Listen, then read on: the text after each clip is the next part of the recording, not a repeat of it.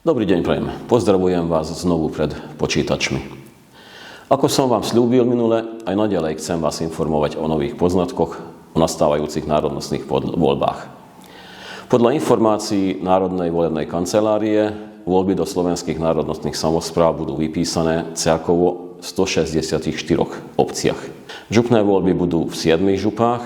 Okrem toho budeme voliť aj poslancov do valného zhromaždenia celoštátnej slovenskej samosprávy. Onedlho vyložím na túto domovú stránku zhrnutie informácií, ktoré sme dostali od celoštátnej volebnej kancelárie. Z nich sa dozviete pravdepodobne všetko, čo potrebujete vedieť k tomu, aby ste úspešne mohli odovzdať svoj hlas v deň volieb.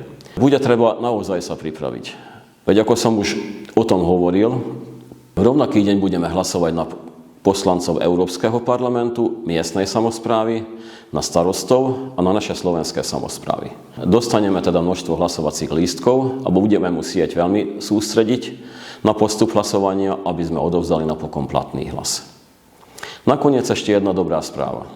Konečne zasadli vedenia našich celoštátnych nominačných organizácií a zatiaľ sa dohodli o tom, že naďalej budeme mať jednotnú listinu kandidátov do valného zhromaždenia celoštátnej slovenskej samosprávy. O zložení tejto listiny majú byť ešte ďalšie rokovania, avšak to hlavné už je dohodnuté. S touto dobrou správou sa na teraz lúčim. Ďakujem za pozornosť. Dovidenia.